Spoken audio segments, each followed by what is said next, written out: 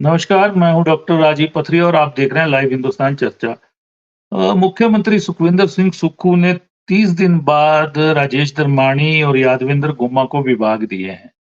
धर्माणी को फिर भी 2 विभाग मिले हैं। धर्माणी जी को 1 विभाग मिला है, गुम्मा जी को 2 विभाग मिले हैं। लेकिन ये विभाग दूसरे मंत्रियों से लेके दिए गए हैं। विक्रमादित्य सिंह वीरभद्र सिंह के बेटे हैं, जो 6 बार राज्य के मुख्यमंत्री रहे हैं।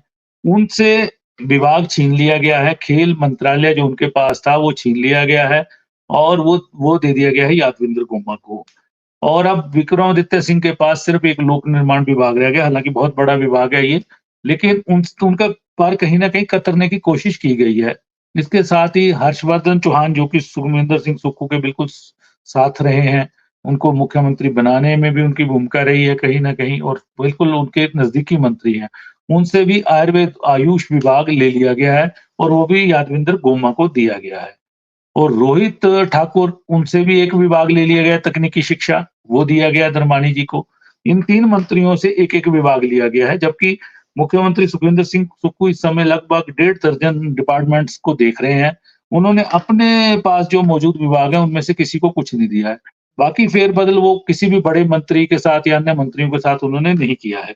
लेकिन विक्रमादित्य से विभाग छीनना पिछले दिन से ही चर्चा का विषय बना हुआ है। सोशल मीडिया पे बड़ा-बड़ा चल रहा है और कई तरह के कमेंट आ रहे हैं। वीरभद्र खेमे को भी इससे झटका लगा है और एक तरह से कमेंट इस तरह से भी आने शुरू हो गए हैं कि अयोध्या से न्योता आया है इसलिए सुखविंदर सिंह सुक्खू ने विक्रमादित्य सिंह से विभाग छीन लिया है। वहीं कहा जा रहा है कि भाजपा में आ जाओ। बड़े कमेंट लगातार सोशल मीडिया पे चल रहे हैं जब से ये हुआ है, कल देर शाम ये हुआ था। तो आज हम इसी विषय पे चर्चा करने जा रहे हैं। आखिर क्यों विक्रमादित्य सिंह को हल्का किया गया?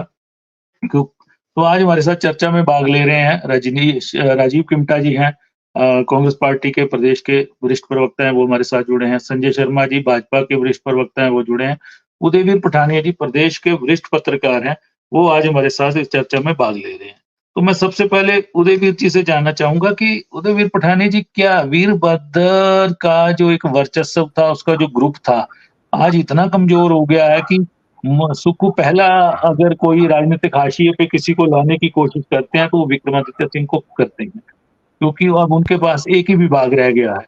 हो सकता है बड़ा विभाग भी कुछ ज़्यादा समय तक उनके पास ना रहे, उसकी जगह कोई हल्का-फुल्का विभाग दे दिया जाए, ऐसे भी कयास लगने शुरू हो गए। जी, उदयवीर जी। डॉक्टर साहब, मैं आपकी पठानिया एक जी। बात से मैं बिल्कुल हेलो डॉक्टर हाँ जी, साहब, हाँ मैं जी, आपकी बोलिए। एक बात से बिल्कुल सहमत हूँ कि जो अभी तक का माहौल है उसमें ये खबर कोई मायने नहीं रख रही है कि यादविंद्र गोमा या राजेश धर्माणी को क्या दिया गया। और जी, अहम ये बन चुका है कि विक्रमादित्य सिंह को ये झटका क्यों दिया गया। Vikramaditya Singh talk of the state बने हुए हैं आज की डेट में। तो आपकी इस बात से मैं सहमत हूं कि जिस तरह से ये झटका दिया गया है, क्योंकि एक तरह से पॉलिटिकली प्री प्लान लग रहा है कि आप 3 लोगों से विभाग लेते हैं और जिन 3 लोगों से रोहित शर्मा या फिर रोहित ठाकुर ले लीजिए या आप हर्षवर्धन चौहान हर्षवर्धन। ले लीजिए, दोनों में जिस तरह से दिया गया है, तो ये कहीं ना कहीं जो एक पॉलिटिकल तराजू है, उसमें जो कुछ एक पॉलिटिकल तराजू में कहते हैं कि मेंढक तोड़ने की आदत होती है कि मेंढक पलड़ा बराबर नहीं रह पाता, उछल कूद लगी रहती है। तो विभागों की जी, जिस तरह से उछल कूद हुई है इस मसले में, तो जो जिनसे विभाग लेके अनंतर दिए गए, उनसे भी पिछले कुछ अरसे से एक तरह की ये खबरें थी कि मुख्यमंत्री की जो ट्यूनिंग है उन तमाम मंत्रियों के साथ सही नहीं बैठ रही है, खटपट कहीं ना कहीं चली हुई है। तो ये नहीं कहा जा सकता कि झटका सिर्फ विक्रमादित्य सिंह को दिया गया है, झटका बाकी लोगों को भी दिया गया जिनसे वो विभाग लिए गए हैं। लेकिन ये दोनों लोग तो बिल्कुल सुखविंदर सिंह सुक्खू के करीबी थे और सुना ये जा रहा था कि कहीं न कहीं उप मुख्यमंत्री के किसी विभाग को या परिवहन विभाग की एक चर्चा थी कि वो मुख्यमंत्री उनसे ले लेंगे, उसकी जगह उनको कोई और विभाग दिया जाएगा। धनीराम शांडिल जी से वो स्वास्थ्य महकमा छीन लेंगे, ऐसी चीज़ चल रही थी कहीं न कहीं। हाईकमान के पास शायद प्रपोज़ल भी थे, जो सूत्र बताते हैं वो कांग्रेस गलियारों के। जी। वो लेकिन वहाँ कोई छेड़छाड़ नहीं हुई है। हुई छेड़छाड़ हुई है जो वीरभद्र कैंप से या उनके बेटे को ही एक झटका दिया गया और साथ में अपने 2 लोगों के भी एक-एक विभाग ले लिया गया है। और एक अब पठानी जी सबसे सबसे बड़ी दिक्कत पता क्या रहती है? जिससे विभाग छीन लो या बदल दो ना, उसकी जी, कार्यप्रणाली कितनी सक्षम है, उस पे सवालिया निशान लग जाते हैं। और ये 3 लोगों की कार्यप्रणाली पे सवालिया निशान सुखविंदर सिंह सुक्खू लगा चुके हैं, ऐसा करके। बिल्कुल मैं आपकी इस बात से भी सहमत हूँ कि ये सब हुआ। अब थोड़ा-सा जो मामले की जो शुरुआत थी, जब सरकार बनी थी, तब से हमें देखना पड़ेगा। क्योंकि जब मुख्यमंत्री बनने की बात चली थी कि कौन मुख्यमंत्री होगा, तो आपको याद होगा डॉक्टर साहब कि शिमला में एक नारा चला था कि सुक्खू-मुक्खू नहीं चलेंगे। और जी, तब ये बिल्कुल। था कि अगर वीरभद्र खेमे से मुकेश अग्निहोत्री को सीएम प्रोजेक्ट किया जाता है, तो ऐसा तब माना गया था कि प्रतिभा सिंह इस बात को नहीं हजम कर पाई थी कि हमारे कैंप के ऊपर कोई जो बेनिफिट है कोई बाहर का आदमी लेके जाए। और शायद यही वजह रही कि फिर मुकेश डिप्टी सीएम के पद पे चले गए। रानी खुद तो कुछ नहीं बनी, प्रतिभा सिंह तो वहां की वहीं रही। अब जो बाकी है वो भी उनके हाथ से छिनता चला जा रहा है।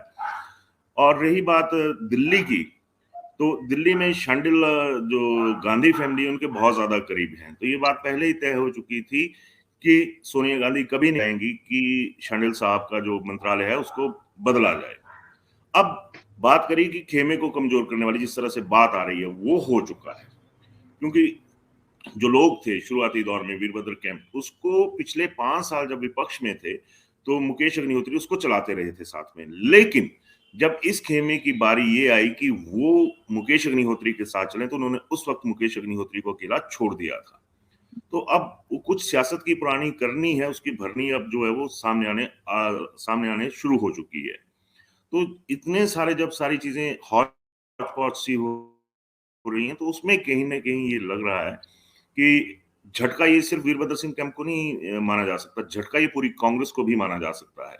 रीजन यही है कि चाहे कुछ भी कहिए, आज की डेट में भी वीरभद्र सिंह का ऑरा जो है वो सियासत में काम कर रहा है। और बकाया ऑरा जो है, जो सियासत में जिनके हाथों में अभी बागडोर है, वो बिखराव है उसमें कहीं ना कहीं। आप खुद मान रहे हैं डॉक्टर साहब की 3 अपने लोगों के जो विभाग थे वो आगे पीछे गए। जाहिर सी बात है कि जब इंडस्ट्रियल एरिया की बात आती है, तो उसमें जो सिरमौर और सोलन के साथ लगते हुए जो विधायक हैं या जो मंत्री हैं, उनके उनकी कारगुजारी पर शुरुआती दौर से ही सवालिया निशान उठने शुरू हो गए थे। तब भी ये माना जा रहा था जी, कि हो सकता है कि देर सवेर इनके जो पर हैं वो थोड़े से काटे जाएं। तो एक पर को सिरमौर जिला से काट दिया गया। तो जब ऐसी जी। सारी परिस्थितियां चलेंगी तो सर, घाटे का सौदा तो कांग्रेस को ये कहीं ना कहीं आंका जा सकता है। यानी कि रानी प्रतिभा सिंह ने जो राजनीतिक जुआ खेलने की कोशिश की मुख्यमंत्री बनने के लिए अपना दावा पेश करके, उसने कहीं न कहीं वीरभद्र कैंप को 2 जी, खेमों में बाँट दिया और वो खुद ही कमज़ोर हुई हैं। आपका यही जी, अभिप्राय है कहने का? और उसी की वजह है कि जो बिल्कुल। सॉफ्ट टारगेट है, विक्रमादित्य कैबिनेट में सॉफ्ट टारगेट चल रहे हैं, इसलिए सुक्खू उनको राजनीतिक हाशिए पे धकेलने की कोशिश उन्होंने शुरू कर दी है। यही अब है देखिए बात। डॉक्टर साहब, यहाँ पे मैं माफी चाहूंगा, आपको बीच में टोक रहा हूँ। जी। मंडी संसदीय जी, क्षेत्र, जी। जहां से प्रतिभा सिंह अभी मौजूदा सांसद भी हैं, कांग्रेस के पास बकाया कोई उम्मीदवार ऐसा दिखता नहीं है अगर देखा जाए, जो कि बीजेपी को वहां पे टक्कर दे सके। हालांकि मान लीजिए कि जिस तरह से ठाकुर जयराम का नाम आता है कि वो चुनाव लड़ेंगे, तो उनके मुकाबले किसको ये करें, किसको कांग्रेस सामने लाएगी। अब एक सीधा सा मैसेज चला गया है कि जो सरकार है वो वीरभद्र सिंह खेमा और उसकी अभी तक जो ध्वजवाहक बनी हुई है प्रतिभा सिंह, उनको कहीं ना कहीं हल्का करने के मूड में है। तो अगर ये मैसेज फील्ड में निकल जाता है, तो जाहिर सी जी। बात है कि इसका घाटा कांग्रेस को होगा, क्योंकि एक बहुत बड़ा जो सियासत में ये कहूं कि एक बहुत बड़ा पंगा है जो कि मंडी संसदीय क्षेत्र में लिया जा चुका है, इससे भी इनकार नहीं किया जा सकता। ये बाकी हर चारों लोकसभा क्षेत्रों पे भी प्रभाव तो रहेगा इसका कुछ ना कुछ। ज़ाहिर है क्योंकि डेफिनेटली अभी भी रहेगा। लोग अगर हाँ, वीरभद्र कौरा अभी भी काम जिस करता है अभी भी। बिल्कुल, विक्रमादित्य सिंह अभी भी जब मान लीजिए कि विंटर सेशन के लिए ही धर्मशाला आते हैं या कुछ है, तो उस लड़के की जो एक फैन फॉलोइंग है, चाहे उसके पिताजी की वजह से है या कुछ भी मान लीजिए आप, उसकी फैन फॉलोइंग है। अब जब हर घर में, अगर एक दौर में सुखविंदर सिंह सुक्खू जो ये कहा जाता था कि संगठन पे राज करते थे और बिल्कुल एक तरह से ब्लंट इसमें पूरी उनकी कवायदें रहती थी, तो अब संगठन और सरकार में कुछ ना कुछ तो भेद देखना पड़ेगा कि संगठन और सरकार दोनों को इसमें फर्क तो रहता है। जी, चलिए संजय जी जुड़े हैं। संजय जी, एक बड़ा एक डेवलपमेंट है ये राजनीतिक कांग्रेस के खेमे में कि वीरभद्र सिंह, जिनके नाम पे कांग्रेस लंबे समय से काम करती आई, 4 उपचुनाव भी उनके नाम पे लड़े, कहीं न कहीं विधानसभा चुनाव में भी उनके नाम को आगे किया गया। मुझे एक बड़ा अच्छा दिया गया कि लास्ट के दिनों में मुझे भूले तो नहीं, मुझे एक कैम्पेन बिल्कुल। की गई लास्ट दिनों में कि मुझे भूले तो नहीं। बड़ा अच्छा एक विज्ञापन था और लोगों ने कहीं न कहीं मत भी दिए। मेहनत एक संयुक्त रूप से हो रही थी। मुकेश अग्निहोत्री नेता प्रतिपक्ष के तौर पे लगातार मेहनत कर रहे थे। प्रतिभा सिंह, जो कि प्रदेश अध्यक्ष थी, वो मेहनत कर रही थी। वहीं पे विक्रमादित्य सिंह भी मेहनत कर रहे थे। सुखविंदर सिंह प्रचार कमेटी के चेयरमैन बनाए गए थे, उस नाते मेहनत करके चारों लोगों ने इन्होंने कहीं न कहीं संयुक्त रूप से चुनाव लड़ा। चलिए, हाईकमान ने जिसको चाहा उसको चुना। उसके बाद आखिर वीरभद्र सिंह के बेटे को ही क्यों अचानक से आज की डेट में 2 मंत्री हैं तो नए बनाए हैं। राजेश धर्मानी भी बहुत सीनियर मिनिस्टर हैं, डिज़र्व नहीं करते थे कि वो छोटे से महकमे के मंत्री बनाए जाते। उनको भी विभाग मिलना चाहिए था, लेकिन उनको भी नहीं मिल पाया। लेकिन वीरभद्र सिंह के पास चाहे बड़ा विभाग है, लेकिन खेल एवं युवा सेवाएँ जिसमें वो परफ़ॉर्म करने की अच्छी कोशिश कर भी रहे थे, वो छीन लिया जाता है। इसके क्या इम्पैक्ट पड़ सकते हैं कांग्रेस को? संजय जी। डॉक्टर पथरिया, देखिए वैसे तो ये विशुद्ध जो है वो कांग्रेस पार्टी का और सरकार का और मुख्यमंत्री का विशेषाधिकार रहता है कि वो किसको मंत्री बनाते हैं, किसको मंत्री नहीं बनाते हैं, क्योंकि ये सारे उनके अधिकार क्षेत्र में आने वाली चीजें हैं। लेकिन फिर भी जो है विपक्षी दल के नाते जो है वो रहती है।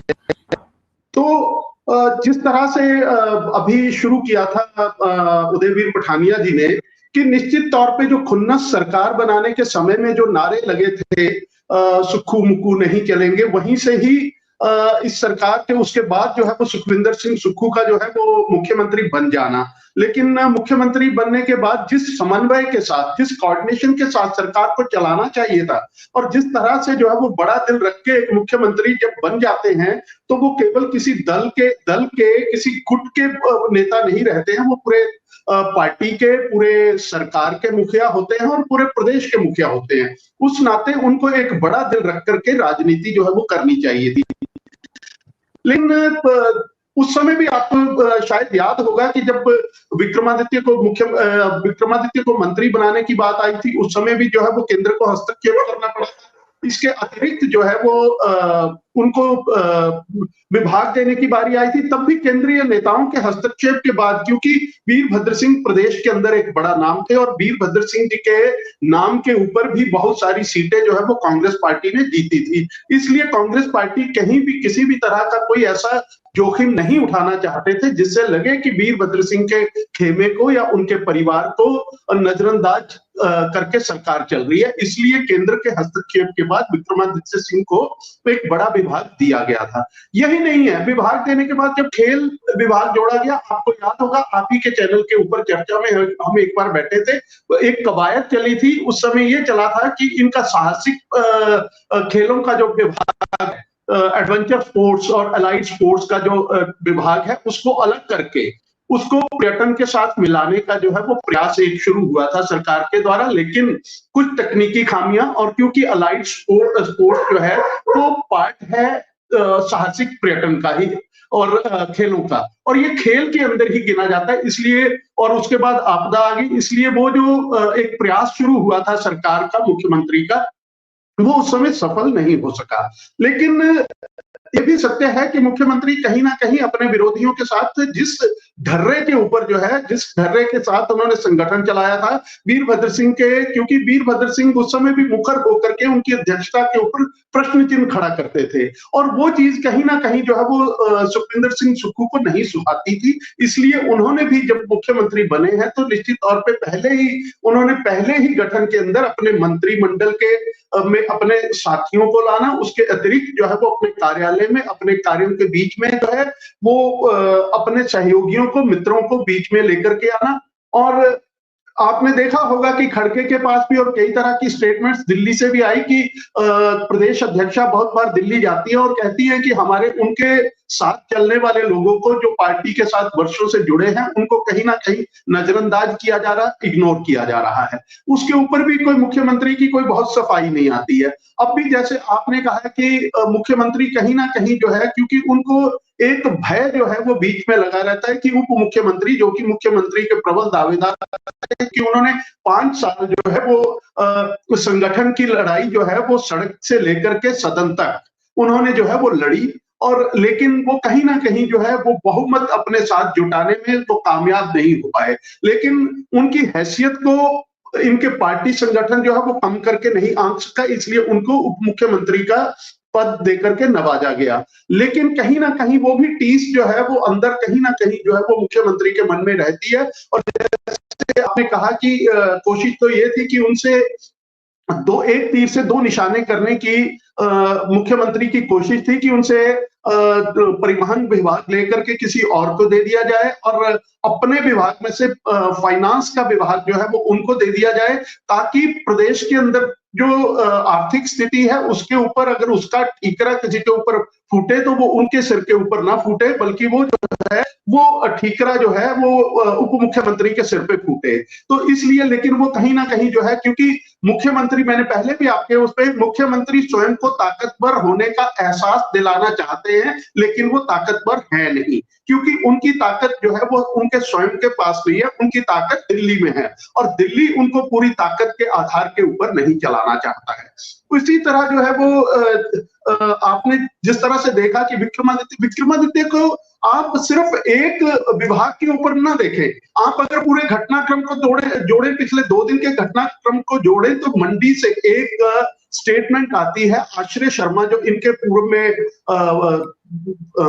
पार्लियामेंट्री इलेक्शन के उम्मीदवार रहे हैं, उनका एक स्टेटमेंट आता है कि मंडी लोकसभा के अंदर कांग्रेस पार्टी का टिकट जो है वो मंडी लोकसभा से जो संबंध रखता हो उसी को दिया जाए। तो आप ये सारे घटनाक्रम को जोड़े तो कहीं ना कहीं जो है वो विभाग का छीनना, फिर उनके माताजी की उम्मीदवारी के ऊपर प्रश्न चिन्ह खड़ा करना, प्रदेश की कांग्रेस अध्यक्षा के ऊपर उसकी अध्यक्षता के अंदर जो है वो प्रश्न चिन्ह खड़ा करना, तो ये कहीं ना कहीं एक लंबी राजनीति, कांग्रेस की भीतर की राजनीति का जो है वो एक ऐसा बीज है जो अब अंकुरित होना है। लेकिन क्या ये अंकुरित होकर के ये वृक्ष बन पाता है या इसमें कोई विस्फोट होता है, तो ये निश्चित तौर पे ये देखने वाली चीजें हैं। और इसी तरह से जो है वो किसको क्या विभाग देना है, अल्टीमेटली हमारे, तो क्योंकि मैं कांगड़ा जिला से बिलोंग करता हूं, कांगड़ा के साथ अन्याय की बात जो है वो पिछले, चाहे उदयवीर पठानिया मुखर होकर के आवाज उठा रहे हैं, अपने चैनल पे भी उठाते हैं और कांगड़ा के लोगों की आवाज उठाते हैं कि मुख्यमंत्री संवेदनशीलता नहीं दिखा रहे हैं, चाहे वो एयरपोर्ट का मुद्दा हो, चाहे वो यहाँ के विश्वविद्यालय का मुद्दा हो, चाहे यहाँ राजनीतिक तौर पे प्रतिनिधित्व देने की बात हो, चाहे यहाँ पे राजनीतिक तौर पे जो मंत्री दिए भी, वहां कोई ऐसा विभाग जिसका लाभ पूरी तरह से जो है वो कांगड़ा की जनता को मिल पाए, वो नहीं मिल पा रहा है। यहाँ तक कि आप ये देखिए कि मुख्यमंत्री के, पूर्व मुख्यमंत्री के साथ खुन्नस का परिणाम आप देखिए कि 1993 से शुरू किया एक कार्यक्रम वीरभद्र सिंह के समय से कि शीतकालीन आवास के अंदर सरकार जो है वो शिमला से उठ करके कांगड़ा में आती थी। पिछले वर्ष भी जब ये मुद्दा उठा था तो मुख्यमंत्री ने कोई ऐसे प्रवास वगैरह नहीं होते। हालांकि जो परंपरा शुरू की थी मुख्यमंत्री वीरभद्र सिंह के बाद प्रेम कुमार धूमल मुख्यमंत्री बने, उन्होंने उस परंपरा को कायम रखा और उस परंपरा को आगे बढ़ाते हुए उन्होंने कहा सिर्फ सरकार आकर के रेस्ट हाउस, सर्किट हाउस से नहीं चलेगी, वहां पे मुख्यमंत्री का कार्यालय हो, मंत्रियों के कार्यालय हो, सचिवालय बनाया गया। उसके बाद जो है वो वीरभद्र सिंह पुनः आए, फिर धूमल जी आए, उन्होंने फिर कायम रखा, जयराम जी ने वो परंपरा कायम रखी। लेकिन ये मुख्यमंत्री अपनी पार्टी के, उसके बाद उन्होंने परंपरा छोड़ दी, किए हुए कार्यक्रमों को उन्होंने ये कह करके कि इससे कोई लाभ नहीं मिलता है, हमारा जब मन करेगा हम जाएंगे। तो आप ये चीजें मान करके चल सकते हैं कि कहीं ना कहीं वो पारिवारिक जो इनकी आपसी शुरू से चली खुन्नस थी, वो कहां तक वो आज पहुंच रही है।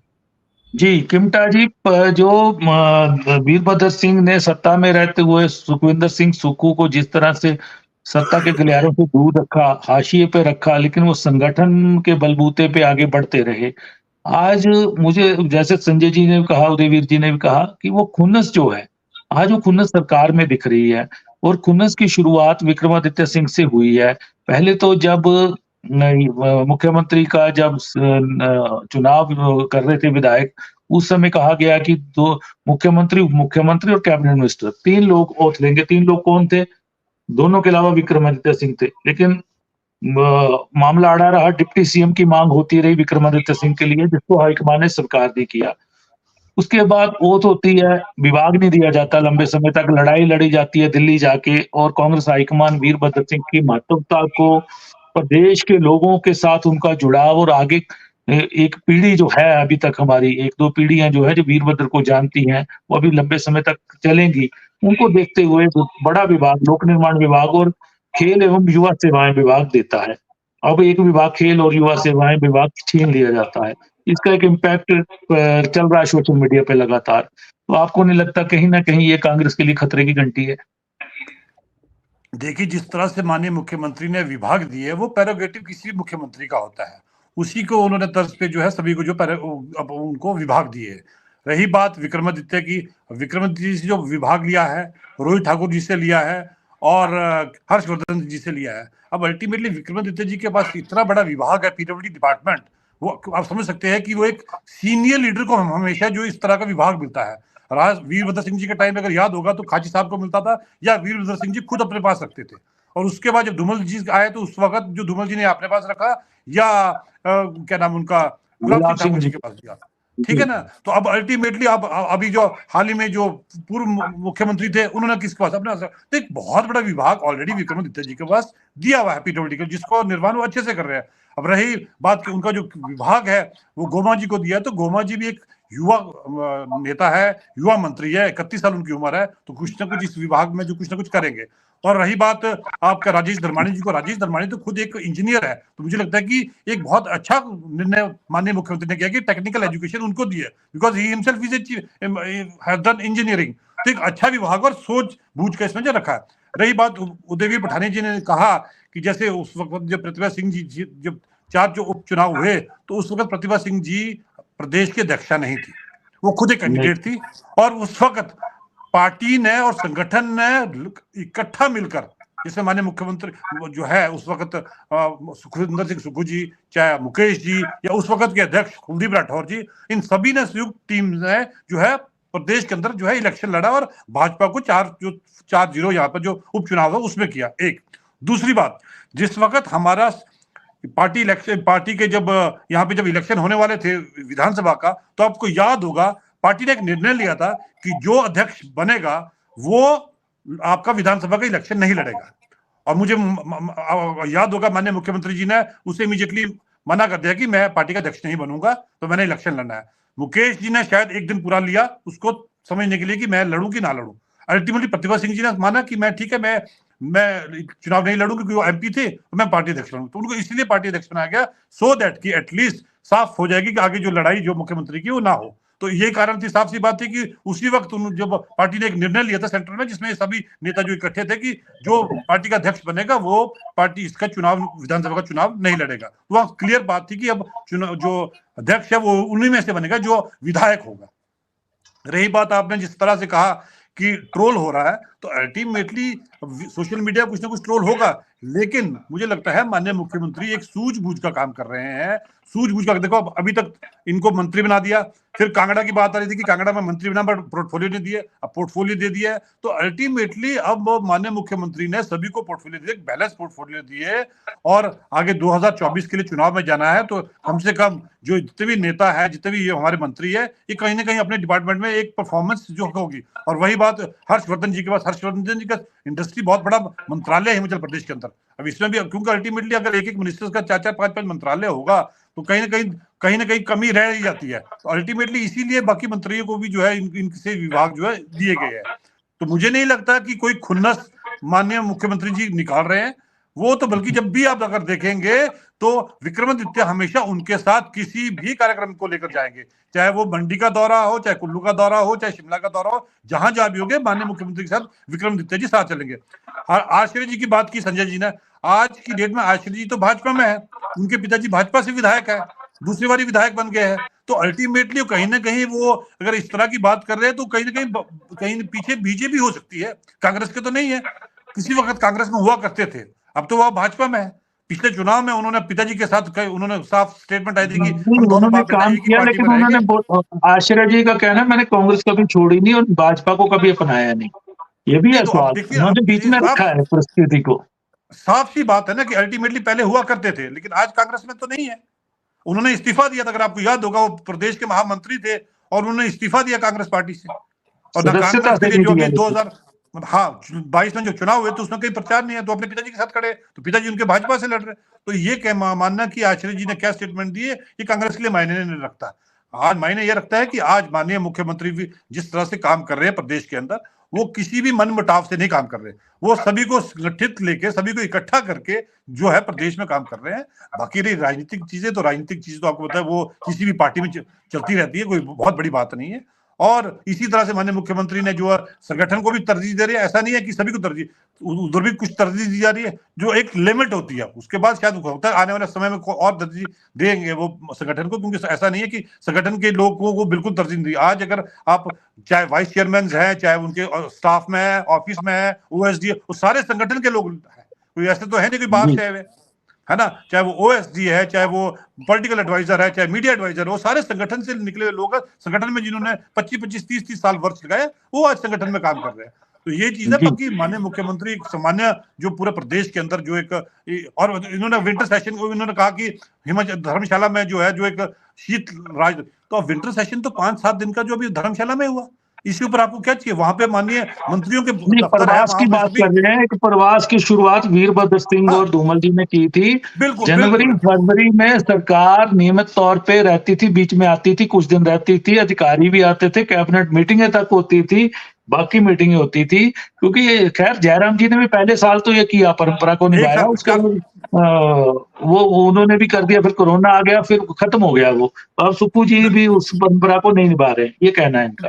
देखो मुझे जो जहां तक लगता है, मुझे लगता है कि माननीय मुख्यमंत्री का मानना है कि जब आप जाते हो, मान लो कांगड़ा प्रवास पे जाते हैं, तो वहां पे जो लोगों का काम है वो इमीडिएटली काम हो सकते हैं और होते भी हो। मुझे लग रहा है कि पिछले 1 साल में शायद इतना जयराम जी ने चक्कर नहीं मारे कांगड़ा के, शायद उदयवीर पठानी जी जानते होंगे, इन्होंने तो उनका एक इंटरव्यू भी ले रहा था, जितना माननीय मुख्यमंत्री ने कांगड़ा के दौरे किए हुए हैं। अगर आप रिकॉर्ड भी देख ले तो शायद जयराम जी ने इतने उनका टूरिंग नहीं हुई जितनी माननीय मुख्यमंत्री के दौरे हुए। तो ये चीज समझते हैं और एक बैलेंस लेके हिमाचल प्रदेश को लेकर माननीय मुख्यमंत्री चल रहे हैं कि वो उनके लिए कांगड़ा भी उतना ही कर रहा है, नदौन भी उतना ही कर रहा है, शिमला भी उतना ही कर रहा है और मनाली और मंडी भी उतना ही। चिंता जी आपने कहा कि रोहित जी के पास ये थे डिपार्टमेंट 2 थे, वो नहीं चला पाए, शायद ऐसे ही आपने हर्षवर्धन जी के लिखा भी, और शायद उनके पास बाहर ज्यादा था।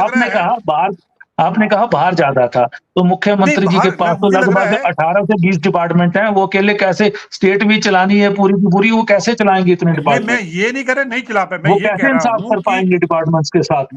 फाइलों को महीने लग जाएंगे फाइल होने के लिए। राजेश धर्माणी जी का एक बैकग्राउंड है, ही इज ए इंजीनियर, तो टेक्निकल एजुकेशन में शायद मुझे लगता है कि उनसे बेहतर कोई नहीं समझ सकता, और मुझे लगता है कि वो एक अच्छा निर्णय है माननीय मुख्यमंत्री का कि उनको टेक्निकल एजुकेशन दी गया। गोमा जी युवा मंत्री है, 31 साल उनकी उम्र है, ठीक है, और वो मुझे लगता है कि वो एक अच्छा एक बैलेंस बना के जो है युवा खेल मंत्रालय चलता है। और पीडब्ल्यूडी मंत्री तो आप खुद समझ लीजिए, आप लोग इतना टाइम हो गया कि बड़े बड़े जो ये मंत्रालय थे तो बहुत सीनियर आदमी को मिलते थे, तो मुझे लगता है कि विक्रमादित्य के लिए बहुत बड़ी, इससे बड़ी बात क्या होगी कि पीडब्ल्यूडी मिनिस्टर को तो ऐसे भी, जब हिमाचल प्रदेश जो जिसका पीडब्ल्यूडी मंत्रालय तो उसको तो डिप्टी चीफ मिनिस्टर कहा जाता था, तो इससे बड़ा मंत्रालय और उनको और क्या मिल सकता है? चलिए उनकी उस मंत्रालय में कितनी चल रही है जग जाहिर है, एक जेई तक का तबादला वो नहीं कर पाते, चर्चा रहती है कभी कभी। तो मैं उदयवीर जी के पास जाऊंगा। उदयवीर जी, ये जो चीजें डेवलप हो रही हैं दिनों दिन, ठीक है, वीरभद्र खेमा 2 भागों में है, एक मुकेश जी के पास है, एक प्रतिभा सिंह जी के और विक्रमादित्य के पास है, ठीक है। आज अपनी गलतियों का एहसास इनको हो रहा है और भुगत भी रहे हैं, शुरुआत हो चुकी है। मुकेश अग्निहोत्री जी को भी जब आपको याद होगा कि हाईकमान ने तय कर दिया था कि सहकारिता विभाग दिया जाए, लेकिन लगभग उसमें 1 माह की देरी की, उसी 1 माह में उस जैसे दूध से मलाई निकालने वाली बात होती है ना, सहकारिता विभाग से जो कोऑपरेटिव बैंक जो महत्वपूर्ण अंग है उसका, वो निकाल के फाइनेंस के अंडर कर दिए गए, ऐसा निर्णय आ गया। तो ये जो चीजें बन रही हैं, अगले समय में इनका क्या इम्पैक्ट पड़ेगा कांग्रेस की राजनीति पे? कुछ ना कुछ तो पकना शुरू होगा। डॉक्टर साहब जी, ऐसे बिल्कुल आपकी बात बिल्कुल सही है। पकना शुरू हो चुका है, सबसे बड़ी बात ये है। अब अगर मैं अभी तक की चर्चा की बात करूं तो संजय शर्मा जी ने बिल्कुल चाणक्य की तरह एक रोल अपना के रखा और अकाट्य वार किए। दूसरी तरफ से किमटा भाई ने इन चीजों को मैनेज करने की कोशिश करी कि किस तरीके से क्या हो सकता है, लेकिन हकीकत में सियासत वैसी नहीं है जिस तरह की दिखाई जाती है। और जब बात करनी तो सत्ता पक्ष की बात आती है, विपक्ष फिर दूसरे महीने में चला जाता है, क्योंकि सारे मसले जितने भी हैं वो डायरेक्टली इनडायरेक्टली जनता से जुड़े होते हैं। और इस बात से भी इनकार नहीं किया जा सकता कि ये जो आपने एक बड़ी सही बात कही कि 3 खेमों में है एट प्रेजेंट। चौथा तो सुखविंदर सिंह सुक्खू को गिना जा सकता है, लेकिन जो वीरभद्र का एक औरा था उसमें ये 3 भागों में बंट चुका है। और शायद ये कहीं ना कहीं एक फ्रूटफुल भी रहेगा पॉलिटिकली देखा जाए तो सुखविंदर सिंह सुक्खू के लिए। अभी बात किमटा भाई कर रहे थे कि राजेश रमानी एक इंजीनियर भी हैं, उनको उस तरफ से दिया गया है, लेकिन यहाँ पर एक बार फिर डॉक्टर साहब वही चीज आ रही है कि क्या सुखविंदर सिंह सुक्खू सरकार को भी संगठन के लिहाज से चला रहे हैं? क्योंकि जब एनएसयूआई के प्रदेश अध्यक्ष हुआ करते थे सुखविंदर सिंह सुक्खू, तो राजेश धर्मानी टेक्निकल विंग के चेयरमैन हुआ करते थे। अब कोई नहीं आया, दोनों चेहरे आगे बढ़े और अब टेक्निकल उसके मंत्री बन गए और राष्ट्रीय सचिव भी हैं एआईसीसी के।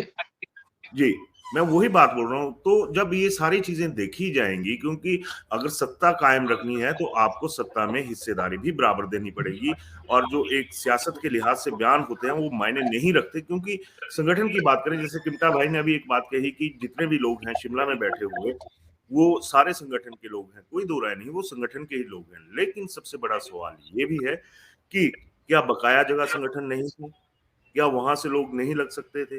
अब जब हम कहें, अगर जर्नलिस्ट या फिर मीडिया इस बात को कहे कि क्षेत्रवाद, तो वो बात तो डॉक्टर साहब अभी भी उठी हुई है और पिछले 1 साल से उठी हुई है कि एक सारी चीजें जो है वो केंद्रित हो रही हैं, सेंट्रलाइज्ड हो रही हैं, डिसेंट्रलाइज कुछ नहीं हो रहा है।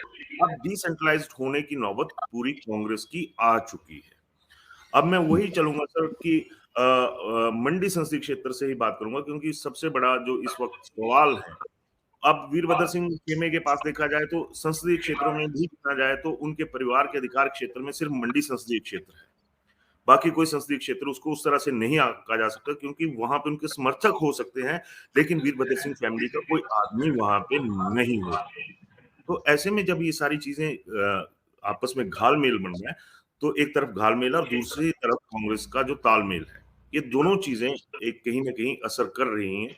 और इसे एक सही संकेत, बीइंग ए जर्नलिस्ट मैं ये कहूंगा कि कांग्रेस की सेहत के लिए ये सारी चीजें कहीं भी किसी भी मायने में सही नहीं आंकी जा सकती, क्योंकि सेंट्रलाइजेशन, वीरभद्र सिंह भी इस चीज के लिए रहते थे कि वो सेंट्रलाइज करके रखते थे, लेकिन वो सेंटर जो थे वो लोकसभा क्षेत्रों में भी बंट जाते थे। वही बात आ गई, आपने सही बात कही कि 1.5 दर्जन से ज्यादा मंत्रालय खुद ऑनरेबल चीफ मिनिस्टर साहब के पास है। असर तो वहां पे भी पड़ रहा है। और जो कांग्रेस के भीतर की सारी चीजें हैं, पहली तारीख को एक बहुत बड़ा स्पोर्ट्स से जुड़ा हुआ इवेंट जो है वो सुधीर शर्मा कांगड़ा में करने जा रहे हैं। 15 तारीख को राजेंद्र राणा एक बहुत बड़ा सम्मेलन जो है वो सैनिकों का सुजानपुर में करने जा रहे हैं। जी, कहाँ कहा जाए, क्योंकि ये सारी चीज जहां इनको खेलने का मौका नहीं दिया जा रहा है, ये लोग अपना मैदान अलग से सजा रहे हैं। जब अलग अलग मैदान सजाए जाएंगे तो जो वोटर रूपी दर्शक हैं वो भी अलग अलग मैदानों में जाएंगे, कहीं एक जगह पे वो नहीं होगा। आज हम चर्चा कर रहे थे कि विक्रमादित्य सिंह से विभाग छीन लिया जाता है और कहीं न कहीं जो पुरानी एक राजनीतिक रंजिश वो देखने को मिल रही है। उसका कारण और कहीं न कहीं जो एक माहौल तैयार किया है उसके पीछे प्रतिभा सिंह का भी हाथ है, क्योंकि वीरभद्र सिंह खेमा कई धड़ों में बँट गया। कहीं मुकेश अग्निहोत्री उसका नेतृत्व कर रहे हैं, क्योंकि एक धड़े का कहीं वो खुद कर रहे हैं। राजेंद्र राणा भी एक तरफ से कुछ लोगों को लेके चले हैं, सुधीर शर्मा भी कुछ लोगों को लेके चले हैं। तो इसलिए धड़ा बिखरा हुआ है, जिसका फ़ायदा ज़ाहिर है कि शासक उठाएगा ही। लेकिन जिस तरह से अलग-अलग कार्यक्रमों की बात उदयवीर जी ने कही कि अगर अलग-अलग महफ़िलें सजेंगी तो दूल्हा कौन होगा?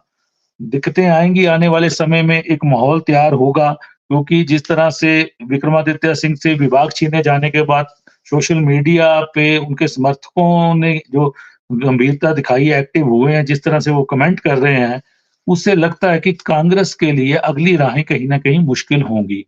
हालाँकि मुख्यमंत्री सुखविंदर सिंह सुक्खू ने हर्षवर्धन चौहान, रोहित ठाकुर जो कि उनके अपने बिल्कुल करीबी हैं, उनका उनसे भी एक-एक विभाग लिया है। उसके लेने के बाद उनके पास 2-2 विभाग रह जाते हैं। लेकिन विक्रमादित्य सिंह के पास 2 ही विभाग थे, 1 छीन लिया जाता, अब 1 ही रह जाता है। ज़ाहिर है चर्चाएँ चलेंगी और चर्चाएँ राजनीतिक अंजाम पे भी पहुँचेंगी। तो आज हम इसी विषय पे चर्चा कर रहे थे, आप सबने चर्चा में भाग लिया, मैं आप सबका धन्यवाद करता हूँ।